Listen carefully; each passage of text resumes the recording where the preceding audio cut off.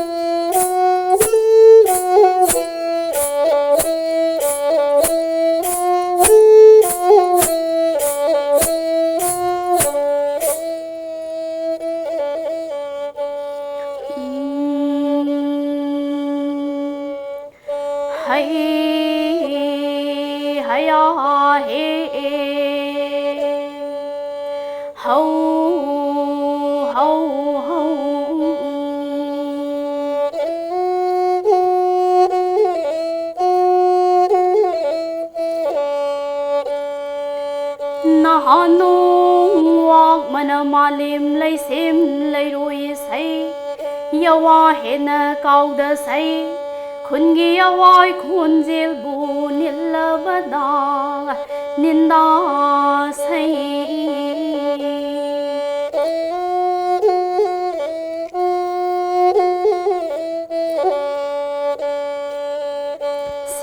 makha madun lakpada mai kai mai sundai ni pan thakha puri ba chimul layam pumna mapu supna yadi tairam mi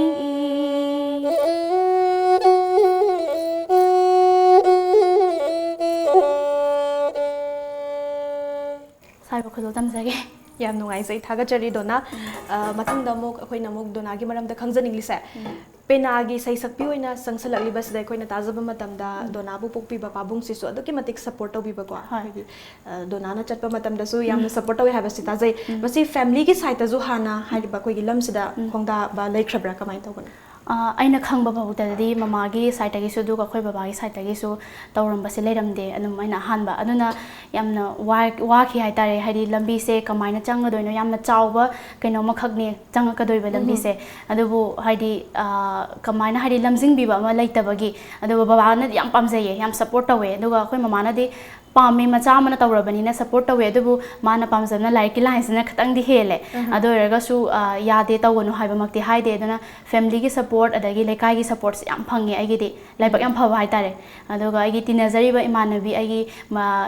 ꯀꯩ ꯍꯥꯏꯅꯤ ꯃꯔꯨꯞꯁꯤꯡ ꯍꯥꯏꯇꯥꯔꯦꯀꯣ ꯃꯣꯏꯅꯁꯨ ꯑꯩꯁꯦ ꯌꯥꯝ ꯁꯞꯄꯣꯔꯠ ꯇꯧꯕꯤꯌꯦ ꯑꯗꯨꯅ ꯂꯥꯏꯕꯛ ꯐꯩ ꯍꯥꯏꯇꯥꯔꯦ ꯌꯥꯝ ꯅꯨꯡꯉꯥꯏꯖꯩ ꯑꯗꯣ ꯗꯣꯅꯥ ꯑꯩꯈꯣꯏꯅ ꯁꯨꯝ ꯇꯥꯖꯕ ꯃꯇꯝꯗ ꯄꯦꯅꯥꯒꯤ ꯂꯝꯁꯤꯗꯀꯣ ꯑꯩꯈꯣꯏꯒꯤ ꯁꯩꯁꯛ ꯍꯥꯏꯇꯥꯔꯦ ꯇꯣꯉꯥꯟ ꯇꯣꯉꯥꯟꯕꯁꯨ ꯂꯩ ꯍꯥꯏꯀꯣ ꯃꯁꯤ ꯄꯦꯅꯥꯁꯤ ꯁꯛꯄ ꯃꯇꯝꯗ ꯃꯥꯏ ꯄꯨꯡꯁꯤꯡꯒꯗꯤ ꯂꯩꯕ꯭ꯔꯥ ꯁꯥꯡꯕ ꯇꯦꯟꯕ ꯃꯁꯤ ꯀꯃꯥꯏꯅ ꯇꯧꯕꯅꯣ ꯄꯨꯡꯁꯤꯡꯁꯦ ꯑꯩꯈꯣꯏ ꯑꯣꯖꯥꯁꯤꯡꯅ ꯇꯥꯛꯄꯤꯕ ꯃꯇꯝꯗ ꯍꯋꯥꯏ ꯃꯇꯝꯗꯗꯤ ꯍꯥꯏꯇꯥꯔꯦ ꯍꯧꯖꯤꯛꯅ ꯑꯃꯨꯛ ꯄꯦꯅꯥꯁꯦ ꯇꯥꯕꯤꯅꯕꯒꯤ ꯃꯤ ꯃꯁꯤꯡꯁꯦ ꯈꯤꯇꯪ ꯋꯥꯠꯄꯗꯧꯅ ꯇꯧꯋꯦ ꯃꯇꯝ ꯑꯃꯗꯗꯤ ꯄꯦꯅꯥꯁꯦ ꯌꯥꯝꯅ ꯄꯥꯝꯅꯕ ꯑꯃ ꯑꯣꯏꯔꯝꯕꯅꯤ나 ꯍꯥꯏꯗꯤ ꯃꯣꯏꯁꯦ ꯊꯥ 3ꯒ ꯁꯛꯑꯦ ꯍꯥꯏꯌꯦ ꯑꯗꯒꯤ ꯃꯐꯝꯁꯦ ꯑꯣꯖꯥꯅ ꯇꯥꯛꯄꯤꯕ ꯃꯇꯝꯗ ꯑꯩꯈꯣꯏ ꯑꯣꯖꯥ ꯑꯃ ꯂꯩꯈꯤꯗ꯭ꯔꯕꯀꯣ ꯑꯣꯖꯥꯁꯤꯗꯤ ꯑꯗꯣ ꯃꯥꯁꯦ ꯑꯗꯨꯝ ꯂꯩꯀꯥꯏ ꯑꯃꯗ ꯑꯃꯨꯛ ꯁꯛꯎꯔꯦꯗꯅ ꯑꯗꯨ ꯂꯣꯏꯔꯒ ꯂꯩꯀꯥꯏ ꯑꯃꯗ ꯑꯃꯨꯛ ꯄꯥꯝꯃꯦ ꯇꯥꯖꯒꯦꯅ ꯑꯃꯨꯛ ꯀꯧꯕ ꯑꯗꯨꯗꯒꯤꯗꯤ ꯑꯃꯨꯛ ꯆꯠꯄ ꯑꯗꯨꯝ ꯆꯍꯤ ꯑꯃꯒꯁꯦ ꯑꯗꯨꯝ ꯌꯨꯝꯗꯒ ꯍꯟꯖꯤꯟꯗꯕꯒꯁꯨ ꯌꯥꯎꯋꯦ ꯀꯥꯏꯅꯒ ꯍꯥꯏꯌꯦꯀꯣ ꯑꯗꯨꯃꯥꯏꯅ ꯑꯗꯨꯝ ꯄꯥꯝꯕꯒꯤ ꯃꯇꯨꯡ ꯏꯟꯅ ꯁꯛꯑꯦ ꯑꯗꯣ ꯍꯧꯖꯤꯛ ꯃꯇꯝꯗꯗꯤ ꯑꯗꯨꯝ ꯑꯍꯟꯁꯤꯡꯅ ꯄꯨꯡ 3 ꯑꯗꯒꯤ 2.5 2 ꯑꯗꯨꯃꯥꯏꯅ ꯁꯛꯄꯤꯌꯣꯅ ꯍꯥꯏꯕꯁꯨ ꯌꯥꯎꯋꯦ ꯑꯗꯨꯕꯨ ꯑꯁꯤꯗꯤ ꯈꯔ ꯇꯥꯡꯅ ꯊꯣꯛꯑꯦ ꯑꯗꯨꯒ ꯍꯧꯖꯤꯛꯇꯤ ꯑꯗꯨꯝ ꯍꯥꯏꯗꯤ ꯁ꯭ꯇꯦꯖꯀꯤ ꯃꯌꯥꯝꯒꯤ ꯅꯨꯡꯉꯥꯏꯅꯕ ꯑꯗꯩ ꯑꯣꯄꯅꯤꯡ ꯁꯣꯡꯒꯨꯝꯕ ꯀꯩꯒꯨꯝꯕꯗ ꯉꯥꯛꯇ ꯑꯣꯏꯔꯛꯑꯕꯅꯤꯅ ꯑꯗꯨꯝ 30 ꯃꯤꯅꯤꯠꯁꯀꯨꯝꯕ ꯑꯗꯒꯤ ꯑꯗꯨꯝ 5 to 10 ꯑꯗꯨꯃꯥꯏꯅ ꯑꯣꯏꯔꯦ ꯌꯥꯝ ꯅꯨꯡꯉꯥꯏꯖꯩ ꯑꯩꯈꯣꯏꯒꯤ ꯑꯅꯤꯁꯨꯕ ꯈꯨꯗꯣꯜ ꯑꯣꯏꯅꯀꯣ ꯗꯣꯅꯥꯅ ꯑꯩꯈꯣꯏꯒꯤ ꯁꯥꯡꯗꯤ ꯌꯥꯝ ꯁꯥꯡꯈ꯭ꯔꯦꯀꯣ ꯈꯤꯇꯪ ꯇꯦꯜꯂꯞꯅ ꯍꯥꯏꯇꯥꯔꯦꯀꯣ ꯇꯥꯡꯀꯛ ꯑꯃꯇꯪꯒ ꯈꯨꯗꯣꯜ ꯇꯝꯕꯤꯌꯨ ꯑꯅꯤꯁꯨꯕꯗ ꯑꯩꯁꯦ ꯏꯁꯩꯁꯦ ꯀ꯭ꯋꯥꯛꯇꯥ ꯂꯝꯖꯦꯜ ꯈꯨꯗꯣꯜ ꯇꯝꯖꯒꯦ ꯏꯁꯩꯁꯦ ꯍꯧꯗ꯭ꯔꯤꯉꯩꯗ ꯍꯥꯏꯐꯦꯠꯇꯪ ꯍꯥꯏꯖꯍꯧꯒꯦ ꯏꯁꯩꯁꯦ ꯑꯩꯈꯣꯏꯒꯤ ꯑꯣꯖꯥ ꯃꯉꯥꯡꯁꯅꯥ ꯂꯥꯏꯍꯨꯏꯒꯤ ꯗꯤꯔꯦꯛꯇꯔ ꯑꯣꯏꯅ ꯂꯩꯕꯤꯔꯤꯕ ꯑꯣꯖꯥꯁꯤꯅ ꯇꯝꯕꯤꯕꯅꯤ ꯑꯗꯨꯒ ꯆꯤꯆꯦ ꯃꯪꯀꯥ ꯍꯥꯏꯇꯥꯔꯦ ꯆꯤꯆꯦ ꯃꯪꯀꯥꯁꯦ ꯑꯩꯒꯤꯁꯨ ꯏꯆꯦꯅꯤ ꯑꯣꯖꯥꯅꯤ ꯏꯃꯥꯟꯅꯕꯤꯅꯤ ꯑꯃꯔꯣꯝꯗ ꯍꯥꯏꯗꯤ ꯌꯥꯝ ꯂꯨꯅꯁꯨ ꯇꯤꯟꯅꯕ ꯄꯥꯎꯇꯥꯛꯁꯨ ꯄꯤꯕꯤꯕ ꯑꯗꯒꯤ ꯇꯥꯛꯁꯨ ꯇꯥꯛꯄꯤꯕ ꯑꯗꯨꯃꯥꯏꯅ ꯇꯧꯕꯤꯕ ꯌꯥꯝꯅ ꯅꯨꯡꯁꯤꯕ ꯏꯆꯦꯅꯦ ꯃꯥꯅꯦ ꯑꯗꯒꯤ ꯑꯩꯈꯣꯏ ꯑꯣꯖꯥ ꯃꯉꯥꯡꯁꯅꯥ ꯃꯣꯏꯅ ꯇꯧꯔ ꯇꯝꯕꯤꯈꯤꯕꯅꯦ ꯑꯩ ꯃꯇꯦꯛ ꯑꯃꯇꯪ ꯈꯨꯗꯣꯜ ꯇꯝꯖꯒꯦ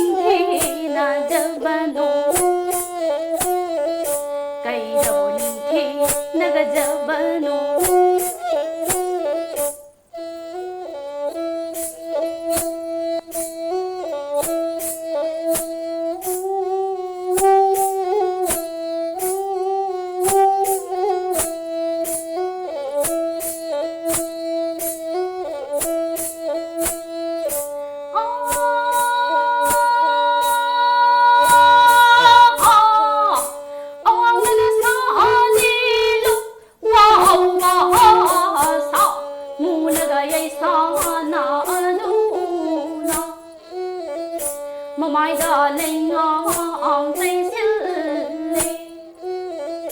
maya daga thang ba ha maya daga thang ba ba na ma lem daga thum na da ye sil le manak ton jing la ai man ba na ho ro thak ta thang le ha de i pa so ra le samman na ba lei ba na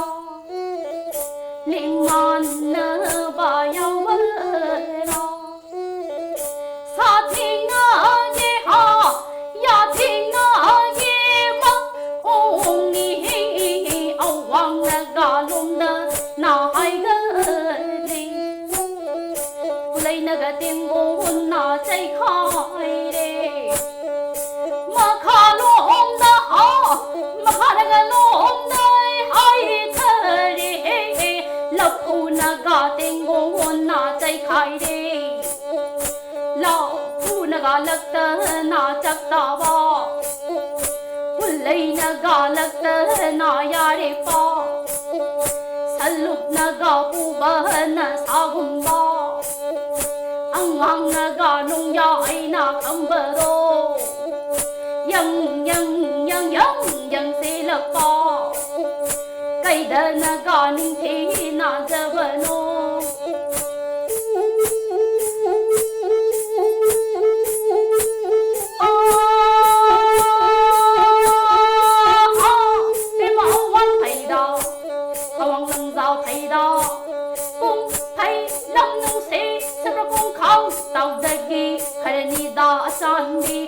naga tu naga le gumbi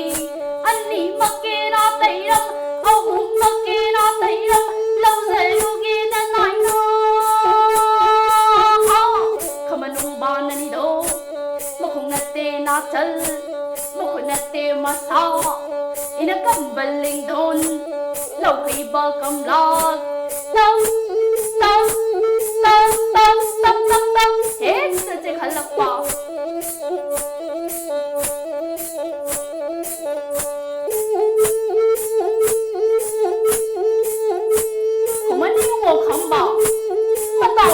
dagi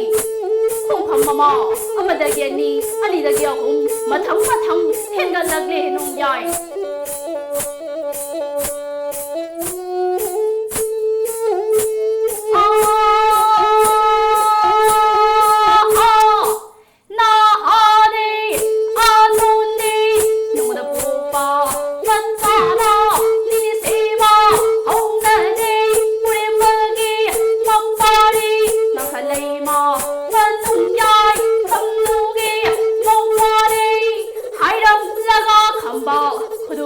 makai wang na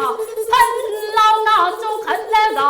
tau ba lai sa ma chi ani wok wok lao na the khi hai da adu nei sumaya thaga chari dona akhoi dona na su panbiri ko akhoi hariba pena sai sakpa sing sibu akhoi nuksibi dona hai tare hauzik si kitang mami je koi samlak ba hai tare ko masi madang da dona na kai khanbi hauzik sik su oja guru gi makha da tamjari ko satra mo oina hai tare leiri ba khoi gi nat ki oiba thain gi pai puna thambiram ba mang ba su yaroi da ba ko sigumla ba kala se ma karam haina koi na manipur sida leng dana thamba ya ba gi mami se kari kitang opinion kha thambi ai wakhalon de si je dum mang ba ya dana dum lai kani na di khalle adubu hari matam ma da tawram badu dagi phanyam de sidar e yamna sidar e na khalle hari oza sing na takpi matam na hawai tawram ba sang du dagi su moina li wari si ga hausu tawri ba si ga yamna awon ba lagle hai tare adu si matam gi matung ina hoi oza na hai matam da matam si da thok pa isai sing si matam du gi mingsel de na hai matam amada sumai sam ba je matam du gi tak pa ne na sumai taw da na hauzik anau ba moina khoi gi fusion music ꯑꯣꯏꯔꯣ ꯑꯗꯒꯤ ꯑꯗꯨꯝ rock ꯀꯩꯀꯥ ꯃꯌꯥꯝ ꯇꯧꯔꯤ ꯃꯌꯥꯝꯁꯦ ꯃꯇꯝ ꯍꯧꯖꯤꯛꯀꯤ ꯃꯤꯡꯁꯦꯜꯅꯦꯅ ꯍꯥꯏꯖꯒꯦ ꯑꯗꯨꯒ ꯁꯤꯗꯤ ꯀꯩꯁꯨ ꯁꯤꯕ ꯌꯥꯒꯗꯕꯗꯤ ꯃꯥꯟꯗꯦ ꯑꯗꯨꯝ ꯍꯥꯏꯕꯗꯤ ꯌꯣꯛꯈꯠꯅꯕ ꯃꯤ ꯃꯌꯥꯝ ꯑꯃꯁꯨ ꯊꯣꯛꯂꯛꯏ ꯑꯗꯨꯒ ꯍꯥꯏꯗꯤ ꯑꯩꯈꯣꯏꯅ ꯁꯤ ꯁꯤꯙꯔꯛꯄꯒꯤ ꯆꯥꯎꯅ ꯃꯔꯝꯁꯦ ꯀꯩ ꯑꯩꯅ ꯁꯨꯝ ꯎꯖꯕ ꯃꯇꯝꯗ ꯍꯥꯏꯗꯤ ꯌꯦꯡꯕꯤꯒꯗꯕ ꯚꯥꯕꯣꯛꯁꯦ ꯈꯔ ꯋꯥꯠꯄ ꯍꯥꯏꯕ ꯇꯥꯔꯦꯀꯣ ꯑꯗꯨꯝ ꯅꯍꯥꯁꯤꯡ ꯏꯟꯈꯠꯂꯛꯂꯤꯕꯁꯤꯡꯁꯤꯅꯗꯤ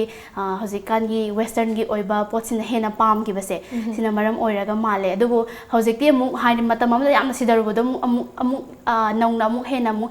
ꯐ꯭ꯌꯨꯖꯟ ꯃ꯭ꯌꯨꯖꯤꯛ ꯑꯗꯩ ꯐꯣꯛ ꯁꯛꯄꯁꯨ ꯃꯌꯥꯝ ꯑꯃꯨꯛ ꯍꯦꯟꯅ ꯊꯣꯛꯂꯛꯑꯦꯀꯣ ꯑꯗꯨꯅ ꯑꯗꯨꯝ ꯂꯥꯛꯀꯗꯕ ꯃꯥꯜꯂꯦ ꯑꯩꯅ ꯈꯟꯕꯗ ꯂꯥꯛꯄꯁꯨ ꯑꯣꯏꯁꯅꯨꯀꯣ ꯗꯣꯅꯥ ꯃꯁꯤ ꯃꯨꯠꯄ ꯌꯥꯗ꯭ꯔꯕ ꯑꯗꯨꯒꯨꯝꯂꯕ ꯀꯂꯥ ꯑꯃꯈꯛꯅꯤ ꯃꯁꯤ ꯃꯇꯝ ꯀꯨꯏꯅ ꯁꯥꯡꯅ ꯑꯩꯈꯣꯏ ꯖꯦꯅꯦꯔꯦꯁꯟ ꯑꯥꯐꯇꯔ ꯖꯦꯅꯦꯔꯦꯁꯟꯁꯦ ꯑꯗꯨꯃꯛ ꯂꯩꯕꯁꯦ ꯑꯗꯨꯝ ꯑꯣꯏꯁꯤ ꯑꯗꯨꯒ ꯗꯣꯅꯥ ꯃꯈꯥ ꯇꯥꯖꯔꯛꯄꯗ ꯑꯃꯨꯛ ꯈꯪꯖꯅꯤꯡꯂꯤꯁꯤ ꯗꯣꯅꯥꯁꯦ ꯑꯩꯈꯣꯏꯅ ꯇꯥꯖꯕ ꯃꯇꯝꯗ ꯌꯥꯝ ꯑꯉꯥꯡ ꯑꯣꯏꯔꯤꯉꯩ ꯃꯇꯝꯗꯒꯤ ꯍꯧꯅ ꯇꯣꯉꯥꯟ ꯇꯣꯉꯥꯟꯕ ꯐꯦꯁꯇꯤꯚꯦꯜꯁ ꯀꯣ ꯊꯤꯌꯦꯇꯔꯒꯤ ꯂꯝꯗꯁꯨ ꯍꯥꯏꯇꯥꯔꯦꯅꯦ ꯈꯨꯠ ꯊꯥꯕꯤꯔꯨꯔꯦ ꯆꯥꯏꯜ ꯑꯥꯔꯇꯤꯁꯀꯤ ꯑꯦꯋꯥꯔꯗ ꯃꯌꯥꯝ ꯑꯃꯁꯨ ꯂꯧꯕꯤꯔꯨꯔꯦꯀꯣ ꯃꯁꯤ ꯃꯔꯝꯗꯁꯨ ꯈꯔ ꯊꯝꯕꯤꯌꯨ ꯁꯤꯁꯦ ꯑꯩ ꯉꯁꯥꯏ ꯍꯥꯏꯖꯈꯤꯕꯗꯣ ꯑꯍꯥꯟꯕ NSGꯒꯤ ꯇꯧꯕ ꯃꯇꯝꯁꯦ ꯁꯤꯁꯨ ꯊꯤꯌꯦꯇꯔꯅꯤ ꯊꯤꯌꯦꯇꯔꯗꯒꯤ ꯍꯧꯔꯛꯑꯒ ꯃꯈꯜ ꯁꯨꯝ ꯌꯦꯡꯉꯛꯄꯅꯦ ꯑꯩꯁꯦ ꯌꯥꯝꯅ ꯑꯉꯥꯡ ꯑꯣꯏꯔꯤꯉꯩ ꯃꯇꯝꯗ ꯄꯤꯊꯣꯛꯆꯔꯛꯄ ꯌꯥꯎꯔꯛꯇꯕ ꯍꯥꯏꯇꯥꯔꯦ ꯁꯤꯒꯨꯝꯕꯒꯤ ꯂꯥꯏꯟꯁꯤꯗ ꯀꯩꯝꯇ ꯄꯤꯊꯣꯔꯛꯄ ꯑꯝꯇ ꯌꯥꯎꯗꯦ ꯌꯥꯝꯅ ꯍꯩꯇꯦ ꯑꯗꯨꯒ ꯍꯩꯁꯨ ꯍꯩꯒꯟꯗꯕ ꯄ꯭ꯂꯁ ꯑꯗꯒꯤ ꯄꯤꯊꯣꯔꯛꯄ ꯌꯥꯎꯗꯕ ꯁꯨꯃꯥꯏꯅ ꯁꯤ ꯇꯧꯔꯛꯄꯅꯤꯅ ꯌꯥꯝ ꯑꯋꯥꯕꯁꯨ ꯑꯣꯏꯌꯦ ꯑꯗꯨꯏ ꯃꯊꯛꯇ ꯑꯩꯒꯤ ꯀꯩ ꯍꯥꯏꯅꯤ ꯄꯨꯄꯨ ꯑꯣꯏꯔꯣ ꯑꯃ ꯑꯣꯏꯔꯣ ꯁꯤꯅ ꯁꯤꯒꯤ ꯂꯥꯏꯟꯁꯤꯗ ꯂꯩꯔꯝꯕ ꯑꯣꯏꯔꯒꯗꯤ ꯇꯥꯛꯄꯤꯕꯒꯤ ꯈꯨꯗꯣꯡꯆꯥꯕꯁꯨ ꯐꯪꯒꯗꯕꯅꯦ ꯑꯗꯨꯃꯁꯨ ꯐꯪꯈꯤꯗ꯭ꯔꯦ ꯑꯗꯨꯃꯥꯏꯅ ꯇꯧꯗꯅ ꯑꯩꯒꯤ ꯕꯕꯥꯅ ꯌꯥꯝ ꯁꯞꯄꯣꯔꯠ ꯇꯧꯕꯅꯤꯅ ꯑꯩꯁꯦ ꯀꯔꯝꯕꯗ ꯆꯥꯟꯅꯒꯗꯒꯦ ꯑꯩꯁꯤꯅ ꯌꯥꯝꯅꯗꯤ ꯄꯥꯝꯖꯔꯦ ꯖꯒꯣꯏ ꯏꯁꯩ ꯁꯤꯒꯨꯝꯕꯒꯤ ꯃꯑꯣꯡꯁꯤꯗꯤ ꯌꯥꯝ ꯄꯥꯝꯖꯔꯦ ꯑꯗꯨꯕꯨ ꯀꯔꯝꯕꯗꯅ ꯍꯦꯟꯅ ꯑꯩꯉꯣꯟꯗ ꯆꯨꯁꯟꯅꯒꯗꯒꯦꯅ ꯃꯈꯜ ꯁꯨꯝ ꯊꯤꯔꯛꯄꯅꯦ ꯑꯗ ꯐꯥꯔꯁꯇ ꯖꯒꯣꯏ ꯃꯌꯥꯝ ꯇꯧꯔꯝꯃꯦ ꯑꯗꯨꯗꯒꯤ ꯊꯤꯌꯦꯇꯔ ꯊꯦꯡꯅꯔꯦ ꯑꯗꯩ ꯑꯣꯖꯥ ꯒꯨꯔꯨ ꯀꯩꯀꯥ ꯃꯌꯥꯝ ꯊꯦꯡꯅꯔꯦ ꯑꯗꯒꯤ ꯊꯤꯌꯦꯇꯔꯁꯦ ꯑꯃꯨꯛ ꯐꯅꯌꯥꯝ ꯁꯥꯡꯅ ꯑꯃꯨꯛ ꯇꯧꯔꯨꯔꯦ ꯑꯗꯨꯕꯨ ꯊꯤꯌꯦꯇꯔ ꯇꯧꯅ ꯑꯩ ꯍꯧꯖꯤꯛꯀꯤ ꯑꯣꯖꯥ ꯅꯦꯅꯦ ꯗꯨꯔꯒꯦꯁꯣꯔꯤꯁꯦ ꯑꯩꯒꯤ ꯏꯍꯥꯟ ꯍꯥꯟꯕ ꯑꯣꯖꯥꯁꯦ ꯃꯥꯁꯦ ꯊꯦꯡꯅꯕꯗꯒꯤ ꯑꯗꯣꯝꯗꯅ ꯍꯦꯟꯅ ꯄꯥꯝꯁꯟꯈꯤꯕ ꯍꯥꯏꯇꯥꯔꯦꯀꯣ ꯑꯗꯒꯤ ꯁꯤꯒꯤ ꯃꯔꯛꯁꯤꯗꯩꯁꯤꯗ ꯅꯦꯁꯅꯦꯜ ꯑꯩꯈꯣꯏꯒꯤ ꯀꯩꯅꯣꯗꯒ ꯌꯧꯕꯤꯔꯕ ꯑꯩꯈꯣꯏ ꯑꯣꯖꯥ ꯃꯤꯡ ꯄꯟꯖꯔꯕꯗ ꯑꯣꯖꯥ ꯌꯨꯝꯅꯥꯝ ꯁꯗꯥꯅꯟꯗ ꯃꯥꯒꯤ ꯃꯈꯥꯗ ꯃꯥꯏꯝꯁꯨ ꯑꯩ ꯇꯧꯔꯝꯃꯦꯕꯀꯣ ꯑꯗꯨꯃꯥꯏꯅ ꯊꯤꯌꯦꯇꯔꯗꯒꯤ ꯁꯨꯃꯥꯏꯅ ꯑꯗꯨꯝ ꯇꯨꯅ ꯑꯗꯨꯝ ꯆꯠꯃꯤꯟꯅꯕ ꯍꯥꯏꯇꯥꯔꯦ ꯖꯒꯣꯏ ꯀꯩꯀꯥ ꯇꯧꯔꯒ ꯑꯗꯩ ꯊꯥꯡ ꯇꯥꯁꯤꯁꯨ ꯃꯇꯦꯛ ꯑꯃꯃꯨꯛ ꯁꯨꯝ ꯇꯝꯕ ꯍꯥꯏꯗꯤ ꯑꯩꯉꯣꯟꯗ ꯁꯨꯝ ꯀꯩꯅ ꯀꯩꯅꯣ ꯇꯧꯒꯗꯒꯦ ꯍꯥꯏꯕꯗꯨꯁꯨ ꯁꯨم ꯌꯦꯡꯕꯀꯣ ꯑꯗꯨꯒ ꯊꯤꯌꯦꯇꯔꯁꯤꯗꯒꯤ ꯑꯃꯨꯛ ꯁꯣꯝ ꯅꯥꯀꯟꯁꯤꯗ ꯑꯃꯨꯛ ꯈꯔ ꯍꯦꯟꯅ ꯑꯃꯨꯛ ꯄꯥꯝꯁꯤꯜꯂꯛꯄ ꯑꯩꯅ ꯑꯗ ꯁꯨꯝ ꯑꯣꯟꯊꯈꯤꯕꯅꯤ ꯑꯗꯨꯃꯥꯏꯅ ꯊꯤꯌꯦꯇꯔꯁꯤꯁꯨ ꯑꯗꯨꯝ ꯈꯔ ꯑꯗꯨꯝ ꯇꯧꯔꯝꯃꯦ ꯃꯄꯨꯡ ꯑꯣꯏꯅ ꯄꯦꯅꯥꯁꯤꯗ ꯑꯣꯏꯅ ꯗꯣꯅꯥꯅ ꯍꯦꯟꯅ ꯈꯣꯏꯗꯥꯖꯕ ꯁꯤꯅ ꯑꯣꯏꯈꯤꯕꯀꯣ ꯍꯦꯟꯅ ꯈꯣꯏꯗꯥꯈ꯭ꯔꯕ ꯌꯥꯝ ꯅꯨꯡꯉꯥꯏꯖꯩ ꯑꯗꯣ ꯗꯣꯅꯥ ꯑꯩꯈꯣꯏꯒꯤ ꯄꯦꯅꯥꯒꯤ ꯂꯝꯁꯤꯗ ꯑꯣꯏꯅꯗꯤ ꯑꯩꯈꯣꯏꯒꯤ ꯃꯅꯥꯒꯨꯝꯕ ꯐꯪꯕ ꯂꯩꯈ꯭ꯔꯕ꯭ꯔꯥ ꯐꯪꯕ ꯂꯩꯔꯒꯗꯤ ꯑꯍꯨꯝꯁꯨꯕ ꯈꯨꯗꯣꯜ ꯑꯣꯏꯅꯀꯣ ꯑꯃꯨꯛꯇꯪ ꯃꯇꯦꯛ ꯑꯃꯃꯨꯛ ꯈꯨꯗꯣꯜ ꯇꯝꯕꯤꯌꯨ ꯄꯦꯅꯥꯁꯦ ꯊꯥꯏꯅ ꯍꯧꯖꯤꯛꯀꯤ ꯑꯩ ꯀ꯭ꯂꯥꯁ 7, 8 ꯀꯥꯔꯛꯄ ꯃꯇꯝꯁꯤꯗꯩꯁꯤꯗ ꯑꯍꯥꯟꯕꯗ ꯎꯔꯤꯁꯥꯗ ꯆꯠꯄ ꯃꯇꯝꯗ ꯑꯩ ꯕꯦꯁ ꯐꯣꯛ ꯁꯤꯡꯒꯔ ꯇꯥꯖꯔꯛꯑꯦ ꯑꯗꯒꯤ ꯑꯦꯂꯥꯕꯥꯗ ꯑꯗꯒꯤ ꯀꯩꯅꯣ ꯁꯤꯝꯂꯥ ꯑꯗꯨꯃꯥꯏꯅ ꯃꯐꯝ ꯈꯔ ꯑꯗꯩ ꯑꯒ꯭ꯔꯥ ꯑꯗꯨ ꯈꯔ ꯆꯠꯆꯔꯝꯃꯦ ꯑꯗꯒꯤ ꯑꯦꯋꯥꯔꯗ ꯀꯩꯀꯥ ꯈꯔꯁꯨ ꯐꯪꯖꯔꯛꯑꯦ ꯑꯗꯨꯒ ꯑꯩꯒꯤ ꯑꯆꯧꯕ ꯍꯥꯏꯇꯥꯔꯦꯀꯣ ꯑꯩꯅ ꯁꯨꯝ ꯄꯦꯅꯥꯒꯤ ꯃꯇꯥꯡꯗ ꯄꯟꯖꯅꯤꯡꯕꯁꯦ ꯅꯦꯁꯅꯦꯜ ꯁ꯭ꯀꯣꯂꯔꯁꯤꯞ ꯑꯩꯈꯣꯏꯒꯤ ꯃꯤꯅꯤꯁꯇ꯭ꯔꯤ ꯑꯣꯐ ꯀꯜꯆꯔ ꯑꯩꯒꯤ ꯃꯈꯥꯗ ꯐꯪꯕꯀꯣ ꯁꯤꯒꯤ ꯃꯈꯥꯗ ꯐꯪꯕ CCRTꯅ ꯄꯤꯕ ꯁ꯭ꯀꯣꯂꯔꯁꯤꯞ ꯑꯃꯈꯛ ꯑꯩ ꯐꯪꯖꯩꯌꯦ ꯆꯍꯤ 12ꯒꯤ ꯃꯈꯥꯗ ꯐꯪꯕꯁꯦ ꯑꯩꯈꯣꯏ ꯑꯣꯖꯥꯁꯤꯡ ꯍꯥꯏꯇꯥꯔꯦ ꯃꯣꯏꯅ ꯍꯥꯏꯕꯤꯕ ꯃꯇꯝꯗ ꯅꯨꯄꯥꯗꯁꯨ ꯅꯨꯄꯤꯗꯁꯨ ꯑꯩꯅ ꯏꯍꯥꯟ ꯍꯥꯟꯕꯅꯦ ꯃꯅꯤꯄꯨꯔꯒꯤ ꯄꯦꯅꯥꯒꯤꯗ ꯐꯪꯕꯁꯦ ꯍꯥꯏꯌꯦ ꯑꯗꯨꯗꯨꯃ ꯐꯪꯖꯈ꯭ꯔꯦ ꯑꯗꯨ ꯐꯪꯕꯗꯨꯁꯨ ꯌꯥꯝꯅ ꯑꯩꯉꯣꯟꯗ ꯅꯨꯡꯉꯥꯏꯖꯕ ꯍꯥꯏꯇꯥꯔꯦ ꯑꯗꯨꯗ ꯑꯗꯨꯃꯥꯏꯅ ꯁꯛꯈꯤꯕ ꯏꯁꯩ ꯃꯇꯦꯛ ꯑꯃꯈꯛ ꯈꯨꯗꯣꯜ ꯇꯝꯖꯒꯦ ꯇꯝꯕꯤꯌꯨ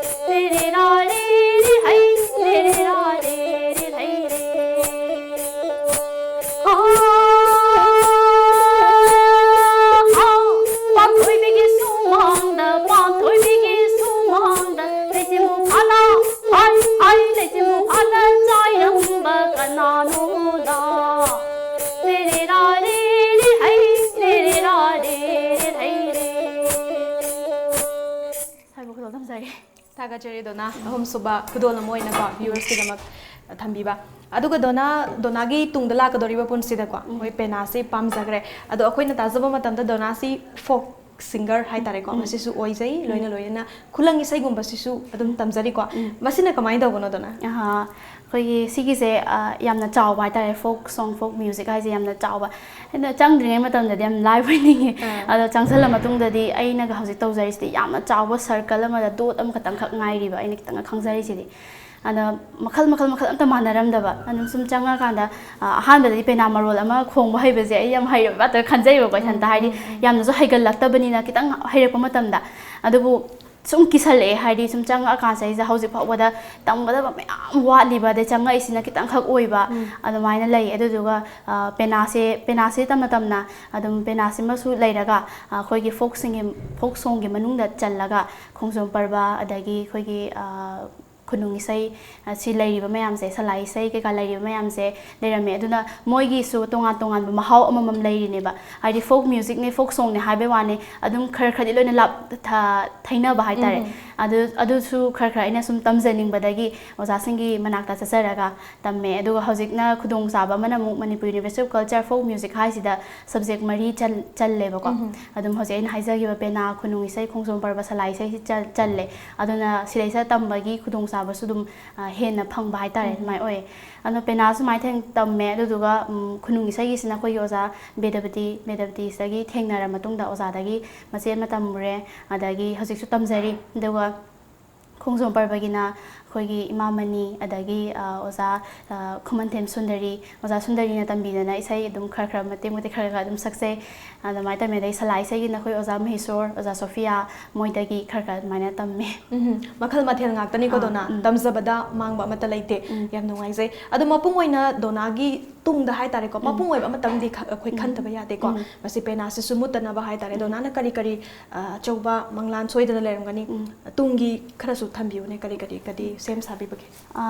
ayamana aidi keno se pame pena sina hena ko adum changjara ko su pena dana hena changjara khibane duga scholarship phangba oiro adu ayam matam da pena sina hena gan tawre adu pena sina hena pamjai aduga hoji phawbagi di soida ngam dana ai khongjari adu makha tarak pada su dum ai hona jage na khalle aduga aigi sum khanjaba hai tare ko adum ayamana di folk music hojik fusion oina sum yam tawre dana ko ado fusion sidagidi pure eba folk sina khara hena pamjai ai isagi oina aduna singumba pure folk oiba sidana hena changsallaga singumba sida oina hotna jage na khalle aduga makha tan hai tare khoi gi pena gida pena phamsak adagi pena cholom adaga pena gi phajara machat mayam ama leiri khoina tamba yaujadriba adagi tamjaningba mayam leiri singumba se mathang oza guru gi makhadagi oza gi makhadagi tamjage na khanjari yam nungai jai ngasigi musical reverberation TV show siko akoina nomaizing numit kudingi TOMTV da santok jabani isai nongmai gi thoramni masai se rock bands tongan da singer folk singer ko namma ga se koina punsin jaraga viewers ki dama khudol tam sabani ado dona ngasigi show sigina iroi loi boina dona na karam bai sai miam gi dama khudol tambi doino mamang da khudol tamjagi je penagi sai miam khara khudol tamjagre yam haibadi na chade du kitang khak ain tamjarba khara di dum miam da uchare adu makha tarak pada adi oza hojiki oza sundari khumantem sundari khongsom parba saisakpi oza mayam nu hena sakhangna bire ko adu mana tambiba isai matek ama khudol tamjage khongsom parba ne adu pung dulok ti yaudre khongsom parba di dulok yaw samai machat ne du dulok yaudre du khongsom lan na haijarage khongsom parba hairoge